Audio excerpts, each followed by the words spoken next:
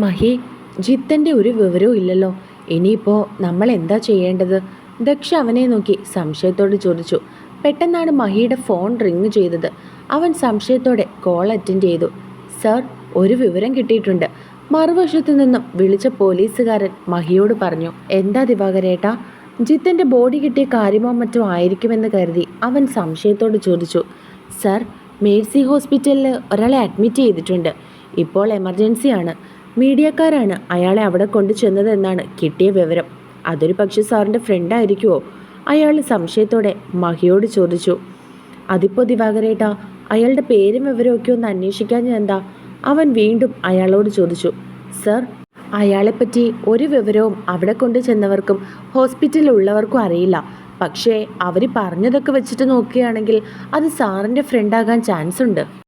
ഹോസ്പിറ്റലിലേക്കൊന്ന് വരാമോ എന്ന് ചോദിക്കാൻ വേണ്ടിയിട്ടാണ് ഞാനിപ്പോൾ വിളിച്ചത്. ഓക്കെ ചേട്ടാ, ഒരു 15 മിനിറ്റ്, ഞാനിപ്പോൾ വരാം. മഹി പറഞ്ഞുകൊണ്ട് ഫോൺ വെച്ചിട്ട് കാറെടുത്തു. എന്താ മഹി, ജിത്തനെ കിട്ടിയോ? ദക്ഷി സംശയത്തോടെ അവനോട് ചോദിച്ചു. ജിത്തനാണോന്നറിയില്ല, അവർക്കൊരു സംശയം മാത്രമാണ്. എന്നോടൊന്ന് കൺഫേം ചെയ്യാൻ വേണ്ടി ഹോസ്പിറ്റലിലേക്ക് ചെല്ലാൻ പറഞ്ഞു.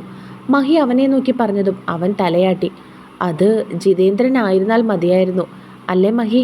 അവൻ പറഞ്ഞതും മഹി അതെ എന്നുള്ള അർത്ഥത്തിൽ അവനെ നോക്കിയും തലയാട്ടി. അവർ നേരെ ചെന്നത് ഹോസ്പിറ്റലിലേക്കായിരുന്നു. അവർ ചെന്നപ്പോൾ സനുവും അപ്പുവും വിശാഖും അവിടെ തന്നെ നിൽപ്പുണ്ടായിരുന്നു. മഹി സംശയത്തോടെ അവളെ നോക്കി. ഒരു ജീൻസ് പാൻറ്റും ഷർട്ടുമായിരുന്നു അവളുടെ വേഷം. കഴുത്തിലൊരു ID കാർഡ് കിടപ്പുണ്ട്. കൊലുന്നനെ ഒരു പെൺകുട്ടിയാണ്. അധിക ചമയങ്ങളൊന്നും അവളുടെ മുഖത്തുണ്ടായിരുന്നില്ല. ചെറുതായി ഒന്ന് കണ്ണെഴുതി ഒരു പൊട്ടു തൊട്ടിട്ടുണ്ട്. കാതിലൊരു കുഞ്ഞ് സ്റ്റഡും. ഒരു കയ്യിൽ വാച്ചല്ലാതെ മറ്റൊരു ആഭരണങ്ങളും അവളുടെ ശരീരത്തിൽ ഉണ്ടായിരുന്നില്ല. സിമ്പിളായിട്ടുള്ള ഒരു പെൺകുട്ടിയാണെങ്കിലും അവളെ കാണാൻ നല്ല ഐശ്വര്യമായിരുന്നു. മഹാദേവൻ സർ, മഹിയെ കണ്ടതും അവളുടെ ചുണ്ടുകൾ മന്ത്രിച്ചു.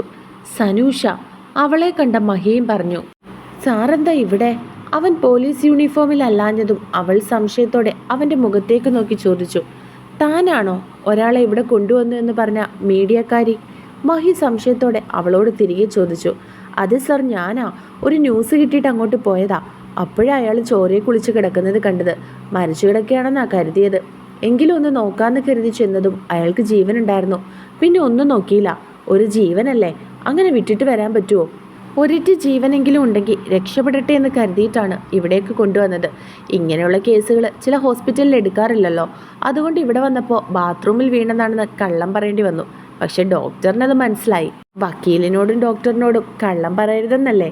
ഡോക്ടറിന് സംശയം തോന്നി. ഡോക്ടർ പോലീസുകാരെ വിളിച്ചു. അവർ വന്ന് കാര്യങ്ങളൊക്കെ തിരക്കിയിട്ട് പോയി. സാർ അതന്വേഷിക്കാൻ വന്നതാണോ? അവനെ കണ്ടതും അവൾ സംശയത്തോടെ ചോദിച്ചു. അല്ലടോ, കുറച്ച് പ്രശ്നങ്ങളുണ്ടായിരുന്നു. അപ്പോൾ എൻ്റെ ഫ്രണ്ടിനെ കാണാനില്ല. നിങ്ങളിവിടെ കൊണ്ടുവന്ന ആൾ തന്നെയാണോ എൻ്റെ ഫ്രണ്ടെന്നറിയാൻ വേണ്ടി വന്നതാ. അവൻ സംശയത്തോടെ അവളോട് പറഞ്ഞു. ഫ്രണ്ടിൻ്റെ ഫോട്ടോ കയ്യിലുണ്ടോ? ഉണ്ടെങ്കിൽ അയാൾ തന്നെയാണോ എന്ന് ഞാൻ പറയാം. ഇപ്പോൾ അകത്തെ കാര്യം കയറ്റില്ല എന്നാണ് ഡോക്ടർ പറഞ്ഞത്. അവൾ പറഞ്ഞതും മഹിയൊന്ന് മൂളി. പിന്നെ തൻ്റെ ഫോൺ എടുത്ത് അതിൽ നിന്നും ജിത്തൻ്റെ ഫോട്ടോ എടുത്ത് അവൾക്ക് നേരെ നീട്ടി. സർ, ഇയാൾ തന്നെയാ. അപ്പോ നീ നോക്കിക്കേ, ഇയാളെയല്ലേ നമ്മളിവിടെ കൊണ്ടുവന്നത്? വിശാഖേട്ടാ, ഇയാളല്ലായിരുന്നോ അത്? സനു തൻ്റെ കൂടെ നിൽക്കുന്നവരെല്ലാം നോക്കി ചോദിച്ചു. ഇയാൾ തന്നെയാ സർ. അവരെല്ലാവരും ഒറ്റ ശബ്ദത്തിൽ തന്നെ മഹിയെ നോക്കി പറഞ്ഞു. അത് കേട്ടതും മഹി ദക്ഷിൻ്റെ മുഖത്തേക്ക് നോക്കി. ഒരു ചെറിയ തുടുപ്പെങ്കിലും ജിത്തിൻ്റെ ശരീരത്തിലുണ്ടെന്നറിഞ്ഞ അവർക്ക് സമാധാനമായി. Thank you so much Sanusha. സത്യം പറഞ്ഞാൽ ഇവനെ കാണാഞ്ഞിട്ട് എവിടെ പോയി തിരക്കണമെന്ന് പോലും ഞങ്ങൾക്കറിയില്ലായിരുന്നു. അവൻ അവളെ നോക്കി മറുപടി പറഞ്ഞു. എന്താ സർ കാര്യം? എന്തെങ്കിലും ഞങ്ങൾക്കൊരു ന്യൂസ് കിട്ടുമോയെന്നറിയാൻ വേണ്ടിയിട്ടാ. അവൾ പുഞ്ചിരിച്ചുകൊണ്ട് മഹിയെ നോക്കി പറഞ്ഞതും മഹി ഉണ്ടായ സംഭവങ്ങളൊക്കെ അവളോടും പറഞ്ഞു. അപ്പോൾ ഫാമിലി മാറ്റർ ആണല്ലേ? ആ ഗുണ്ടകൾ അവിടുന്ന് പോകുന്നത് ഞങ്ങൾ കണ്ടിരുന്നു. ദേ, ഇവൻ്റെ ക്യാമറയിൽ അവരുടെ മുഖങ്ങളുണ്ട്. സാറിന് ചിലപ്പോൾ ഉപകാരപ്പെട്ടാലോ?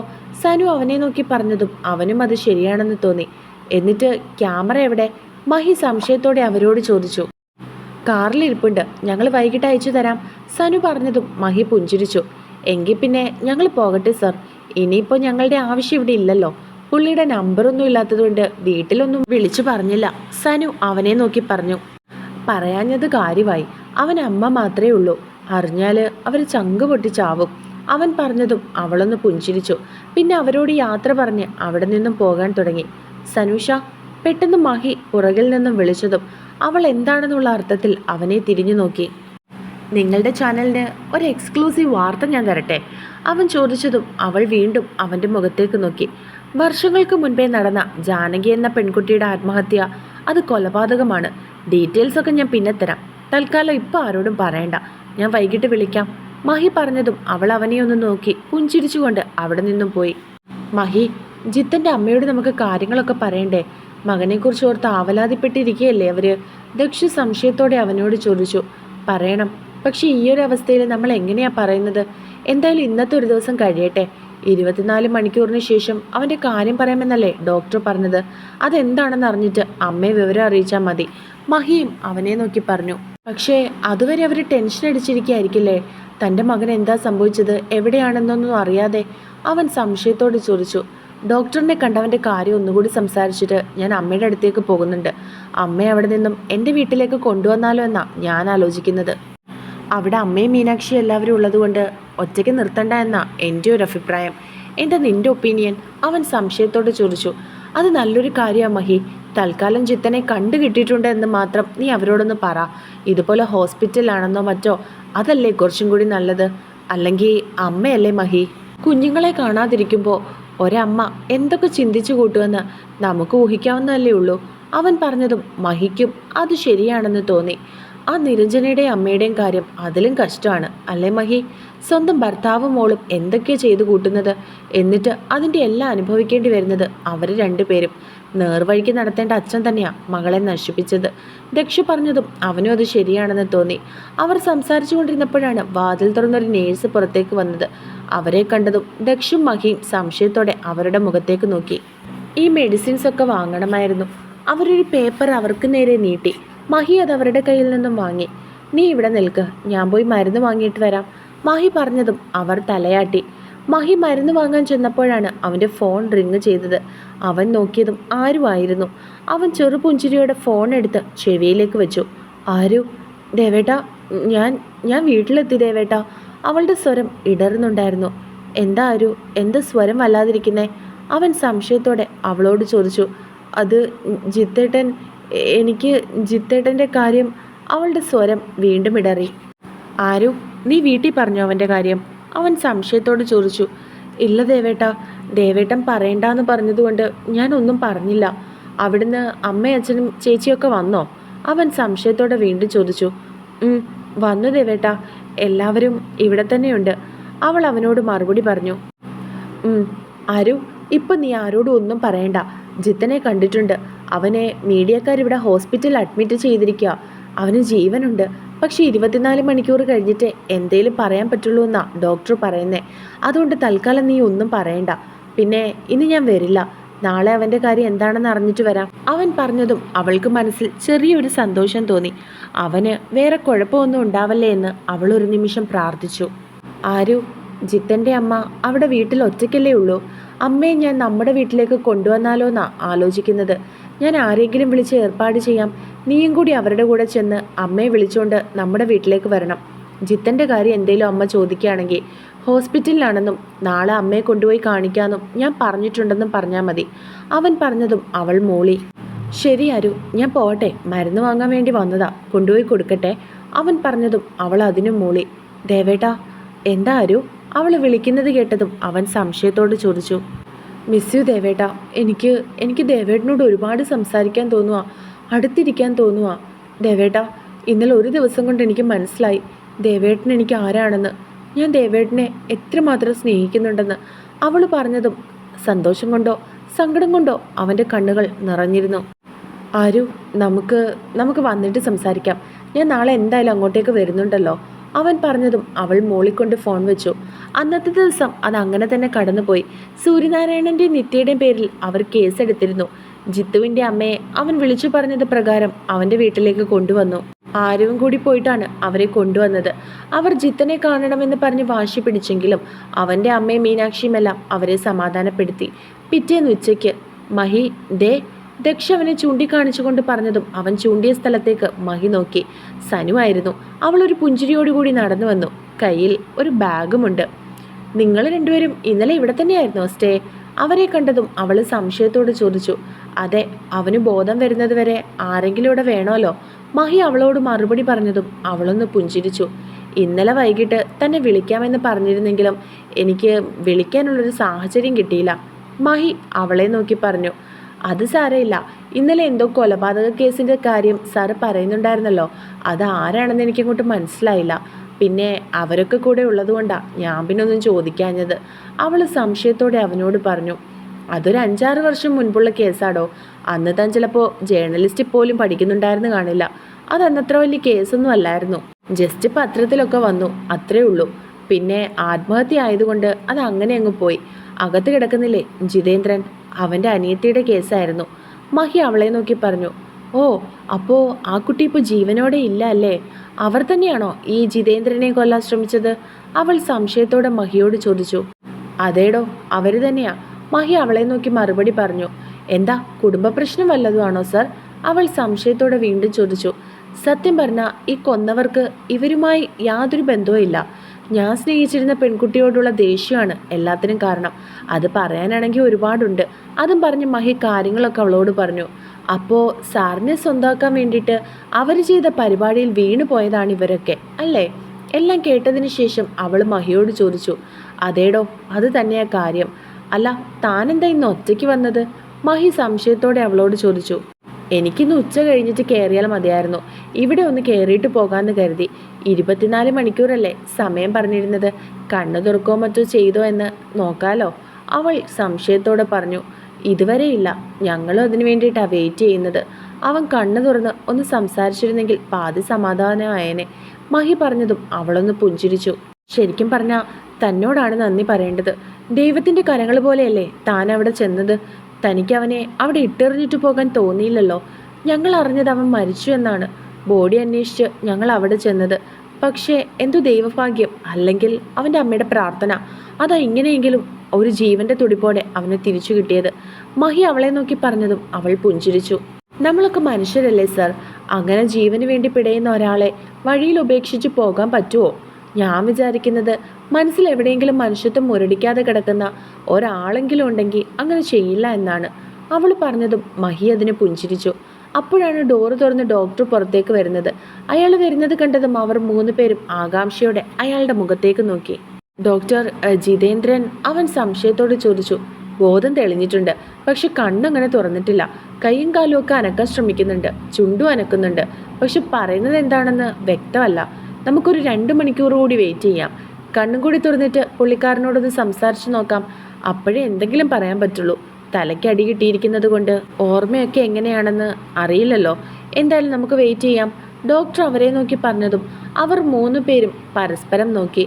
സർ, വേറെന്തെങ്കിലും പ്രശ്നം? അത് ബോധം വീണിട്ടേ എന്തെങ്കിലും പറയാൻ പറ്റുള്ളൂ. ഞാൻ പറഞ്ഞില്ലേ, തലയ്ക്കാണ് അടിയേറ്റിരിക്കുന്നത്. നമുക്കൊരു 2 hours കൂടി വെയിറ്റ് ചെയ്യാം. സമാധാനമായിട്ടിരിക്കുക. ഹി വിൽ ബി ഓക്കെ, എനിക്ക് വിശ്വാസമുണ്ട്. ആ ഡോക്ടർ മഹിയുടെ തോളിൽ ഒന്ന് തട്ടിക്കൊണ്ട് പറഞ്ഞതും അവൻ പുഞ്ചിരിച്ചു. ദക്ഷേ, ഇനിയും 2 മണിക്കൂർ സമയമുണ്ടെന്നല്ലേ പറഞ്ഞത്? ഞാൻ വീട്ടിലേക്കൊന്ന് പോയിട്ട് വരട്ടെ. ആരുവിനെ ഞാൻ ഇതുവരെ കണ്ടില്ലല്ലോ. ഇനിയും ചെന്നില്ലെങ്കിൽ അവൾ എന്ത് വിചാരിക്കും? മഹി അവനെ നോക്കി പറഞ്ഞു. ഇത് ഞാൻ നിന്നോട് അങ്ങോട്ട് പറയാനിരിക്കുകയായിരുന്നു. ഞാനിവിടെ ഉണ്ടല്ലോ, നീ പോയിന്ന് ഫ്രഷായി അവളെ അമ്മയൊക്കെ ഒന്ന് കണ്ടിട്ട് വാ. അവനും മഹിയോട് പറഞ്ഞതും അവൻ പുഞ്ചിരിച്ചു. കാർ ഞാൻ കൊണ്ടുപോയിക്കോട്ടെ? മഹി സംശയത്തോടെ അവനോട് ചോദിച്ചു. സർ, ഞാൻ വേണമെങ്കിൽ വീട്ടിലേക്ക് ഡ്രോപ്പ് ചെയ്യാം. നമുക്ക് ആ കേസിനെ പറ്റി സംസാരിക്കുകയും ചെയ്യാലോ. പെട്ടെന്ന് സനു അവനെ നോക്കി പറഞ്ഞതും അവനും അത് ശരിയാണെന്ന് തോന്നി. കണ്ടോ, ഒരു എക്സ്ക്ലൂസീവ് ന്യൂസ് കിട്ടിയെന്ന് പറഞ്ഞപ്പോൾ റിപ്പോർട്ടറിൻ്റെ ഒരു ആകാംക്ഷ. മഹി അവളെ കളിയാക്കിക്കൊണ്ട് പറഞ്ഞു. അങ്ങനെയൊന്നുമില്ല സർ, നമ്മളൊക്കെ ജീവിച്ച് പൊയ്ക്കോട്ടെ. അവളും ചിരിച്ചുകൊണ്ട് അവനെ നോക്കി പറഞ്ഞു. ഇന്നലെ ചോദിക്കണമെന്ന് വിചാരിച്ചതാ, നിങ്ങൾ തമ്മിൽ എങ്ങനെയാ പരിചയം? ദക്ഷ സംശയത്തോടെ അവരോട് ചോദിച്ചു. ഫസ്റ്റ് നമ്മളൊരു പാർട്ടി സമരത്തിൽ വെച്ചാണ് കാണുന്നത് അല്ലേ? അന്ന് പാർട്ടിക്കാർ ദേഷ്യത്തിൽ മീഡിയയിൽ നിന്ന് വന്നവരെ തള്ളാൻ ചെന്നിരുന്നു. അന്ന് അവരുടെ കയ്യിൽ നിന്ന് ഞാനാ ഇവളെ രക്ഷപ്പെടുത്തിയത്. മഹി ചിരിച്ചുകൊണ്ട് പറഞ്ഞു. രക്ഷപ്പെടുത്തിയത് മാത്രമല്ല, എനിക്ക് തളർച്ച പോലെ തോന്നിയപ്പോൾ നാരങ്ങ വെള്ളവും വാങ്ങിച്ചു വന്നു. അന്ന് ഞങ്ങൾ ജസ്റ്റ് ഒന്ന് പരിചയപ്പെട്ടിരുന്നു. അവളും പുഞ്ചിരിയോടെ അവനെ നോക്കി പറഞ്ഞതും അവർ 3 പേരും ചിരിച്ചു. എങ്കിൽ പിന്നെ നീ വീട്ടിലേക്ക് പോയിട്ട് വാ. അവൻ പറഞ്ഞതും മഹി അവനെ നോക്കി തലയാട്ടി. ശേഷം അവളോടൊപ്പം ഇറങ്ങി. കാറിൽ വെച്ച് അവൻ ജാനകിയുടെ കേസിനെ പറ്റിയൊക്കെ ഡീറ്റെയിൽ ആയിട്ട് സംസാരിച്ചു. മീഡിയയിലേക്ക് ചെന്നതിന് ശേഷം അതിനെപ്പറ്റി വാർത്ത ചെയ്യാമെന്ന് അവളും അവന് വാക്കുകൊടുത്തു. അവനെ അവൻ്റെ വീടിന് മുൻപിലാക്കിയിട്ടാണ് അവൾ തിരികെ പോയിരുന്നത്. ആരും എന്തൊക്കെയോ ആലോചനയോടെ കൂടി സിറ്റൗട്ടിൽ ഇരിക്കുകയായിരുന്നു. പെട്ടെന്നാണ് വീടിന് മുൻപിലെ ഗേറ്റിനടുത്ത് ഒരു കാറ് വന്ന് നിന്നതും അതിൽ നിന്ന് ആരോ ഇറങ്ങുന്നത് പോലെ തോന്നിയതും. പുറംഭാഗം കണ്ടപ്പോൾ തന്നെ അത് മഹിയാണെന്ന് മനസ്സിലായി. പെട്ടെന്ന് അവൾ ഓടിച്ചെന്ന് അവനെ പുറകിൽ കൂടി ഇറുക്കി കെട്ടിപ്പിടിച്ചു. സനുവിനോട് യാത്ര പറഞ്ഞിട്ട് തിരിയാൻ പോയപ്പോഴാണ് ആരോ തന്നെ ഓടി വന്ന് കെട്ടിപ്പിടിച്ചതുപോലെ അവന് തോന്നിയത്. അവൻ മുൻപിലേക്കൊന്ന് ആഞ്ഞെങ്കിലും പിന്നെ ബാലൻസ് ചെയ്ത് നിന്നു. അവളുടെ സാന്നിധ്യം അറിഞ്ഞതുപോലെ അവൻ്റെ ചുണ്ടിൽ പുഞ്ചിരി വിരിഞ്ഞു. അവൾ അവനെ ഇറുക്കി കെട്ടിപ്പിടിച്ചുകൊണ്ട് പൊട്ടിക്കരഞ്ഞു. അവളുടെ ഇരു കൈകളും അവളവൻ്റെ പുറകിൽ കൂടി തന്നെ മുൻപിലേക്ക് വെച്ചിരിക്കുകയായിരുന്നു. അവൻ അവളുടെ ഇരു കൈകളിലും മുറുക്കി പിടിച്ചു. ആരു? അവൻ അരുമയായി അവളെ വിളിച്ചുകൊണ്ട് ബലമായി തിരിഞ്ഞു. അവൾ കണ്ണുകൾ നിറച്ചുകൊണ്ട് അവൻ്റെ മുഖത്തേക്കൊന്ന് നോക്കി. ദേവേട്ട. അവൾ പ്രണയത്തോടെ അവൻ്റെ മുഖത്തേക്ക് നോക്കി വിളിച്ചതും അവൻ അവളെ മുറുക്കി കെട്ടിപ്പിടിച്ചിരുന്നു. അവൾ പൊട്ടിക്കരഞ്ഞുകൊണ്ട് അവൻ്റെ നെഞ്ചിലേക്ക് വീണതും അവൻ തൻ്റെ 2 കൈകൾ കൊണ്ടും അവളെ ചേർത്ത് പിടിച്ചു. കുറച്ചു നേരം അവൾ കരഞ്ഞ് അവളുടെ സങ്കടമൊക്കെ ഒന്ന് മാറട്ടെ എന്ന് അവനും കരുതി. അവൻ അവളുടെ നെറുകയിൽ തലോടി കൊടുത്തുകൊണ്ടിരുന്നു. ജിത്തൻ ഒന്നും സംഭവിച്ചിട്ടില്ല ആരു. അവൻ കൈയും കാലും ഒക്കെ അനക്കി തുടങ്ങിയെന്നാണ് ഡോക്ടർ പറഞ്ഞത്. ബോധം വരുമ്പോൾ അവനോട് സംസാരിക്കാമെന്ന് ഡോക്ടർ പറഞ്ഞിട്ടുണ്ട്. അവൻ പറഞ്ഞതും അവൾ നിറകണ്ണുകളോടെ അവൻ്റെ മുഖത്തേക്ക് നോക്കി. അവസാന നിമിഷം വരെയും എന്നോട് രക്ഷപ്പെട്ടോളാനാ ജിത്തേട്ടൻ പറഞ്ഞത്. ജിത്തേട്ടനെ കുറിച്ച് ഓർത്തപ്പോൾ എനിക്ക് സങ്കടം സഹിക്കാൻ വയ്യായിരുന്നു. ഞാൻ കരുതി ജിത്തേട്ടൻ എല്ലാവരെയും വിട്ടിട്ട് പോയെന്ന്. അവൾ വിഷമത്തോടെ അവൻ്റെ മുഖത്തേക്ക് നോക്കി പറഞ്ഞു. ഇല്ലടാ, അവൻ അങ്ങനെ അങ്ങ് പോകാൻ പറ്റുമോ? ഒന്നുമില്ലെങ്കിലും എൻ്റെ നിരപരാധിത്വമെങ്കിലും ഞാനവനെ തെളിയിച്ചു കൊടുക്കണ്ടേ ആരോ? അവൻ പറഞ്ഞതും അവൾ നിറഞ്ഞ മിഴികളോടെ അവനെ നോക്കി തലയാട്ടി. വാ, നമുക്ക് അകത്ത് പോയി സംസാരിക്കാം. അവൻ പറഞ്ഞുകൊണ്ട് അവളെയും കൂട്ടി അകത്തേക്ക് കയറി ചെന്നു. ഇവിടെ ആരെയും കാണുന്നില്ലല്ലോ, ഇവിടെ ആരും ഇല്ലേ? അവൻ സംശയത്തോടെ അകത്തേക്ക് കയറിക്കൊണ്ട് ചോദിച്ചു. അമ്മയും അച്ഛനും ചേച്ചിയും ഇന്ന് രാവിലെ തിരിച്ച് വീട്ടിലേക്ക് പോയി. നാളെ വരാമെന്ന് പറഞ്ഞു. ദേവേട്ടന് ഇന്ന് വരുന്നെന്ന് എന്നോടൊന്ന് പറഞ്ഞില്ലല്ലോ. ദേവേട്ടൻ വരുമെന്ന് അറിയാമായിരുന്നെങ്കിൽ അവരും കൂടി നിന്നേനെ. ഇനിയിപ്പോൾ നാളെ ദേവേട്ടൻ വരുള്ളൂ എന്ന് പറഞ്ഞാൽ അവർ വീട്ടിലേക്ക് പോയത്. അവൾ അവനെ നോക്കി പറഞ്ഞു. കല്യാണം മുടങ്ങിപ്പോയത് എല്ലാവർക്കും വിഷമമായി അല്ലേ? അവൻ സംശയത്തോടെ അവളോട് ചോദിച്ചു. അതൊന്നും അല്ലല്ലോ ദേവേട്ട ഇപ്പോൾ പ്രധാനം. എല്ലാവരുടെയും മുൻപിൽ വെച്ച് താലി കെട്ടിയില്ലെങ്കിൽ പോലും ഞാൻ ദേവേട്ടൻ്റെ സ്വന്തമല്ലേ? നമ്മുടെ വിവാഹം ഭഗവാന്റെ മുന്നിൽ വെച്ച് എന്നേ കഴിഞ്ഞതല്ലേ? പിന്നെ ബന്ധുക്കളെ ഒന്ന് ബുദ്ധിമുട്ടിച്ചു എന്നുള്ളതല്ലാതെ അച്ഛനും അമ്മയ്ക്കും അങ്ങനെയൊന്നുമില്ല. എല്ലാം കലങ്ങി തെളിഞ്ഞിട്ട് ആർഭാടമായിട്ട് നടത്താമെന്നാണ് അച്ഛനും അമ്മയും പറയുന്നത്. പിന്നെ ജിത്തേട്ടനും കൂടി ഇങ്ങനെ സംഭവിച്ചത് കൊണ്ട് അച്ഛനും അമ്മയ്ക്കും വല്ലാത്ത വിഷമമായിരുന്നു. ഇവിടെ വന്ന് ജിത്തേട്ടൻ്റെ അമ്മയെ കണ്ടപ്പോൾ അതിനേക്കാൾ വിഷമം. അവൾ അവൻ്റെ മുഖത്തേക്ക് നോക്കി പറഞ്ഞു. ആരുടെ സംസാരം കേട്ടാണ് അടുക്കളയിൽ നിന്ന് മഹിയുടെ അമ്മ ഇറങ്ങി വന്നത്. മോനെ മഹി, അവർ വിളിച്ചുകൊണ്ട് അവൻ്റെ അടുത്തേക്ക് ചെന്നു. കാര്യങ്ങളൊക്കെ ഇവള് പറഞ്ഞിട്ടുണ്ടാകും അല്ലേ അമ്മേ? പറഞ്ഞു മോനെ, കുറച്ചൊക്കെ പറഞ്ഞു. ബാക്കി നീ വന്നിട്ട് സംസാരിക്കാമെന്ന് പറഞ്ഞു. പിന്നെ മോളും വല്ലാത്തൊരു ഷോക്കിലായിരുന്നു. അതുകൊണ്ട് ഞങ്ങളും കൂടുതലായിട്ട് അവളോടൊന്നും ചോദിക്കാൻ പോയില്ല. അവർ പറഞ്ഞതും അവനൊന്ന് മൂളി. മീനാക്ഷി എവിടെ അമ്മേ? അവളെ അവിടെ എങ്ങും കാണാഞ്ഞതും അവൻ സംശയത്തോടെ അവരോട് ചോദിച്ചു. ജിത്തൻ്റെ അമ്മ ഇന്നലെ ഇവിടെ കൊണ്ടുവന്നപ്പോൾ മുതൽ ഇന്ന് ഈ നിമിഷം വരെ പച്ചവെള്ളം പോലും കുടിച്ചിട്ടില്ല.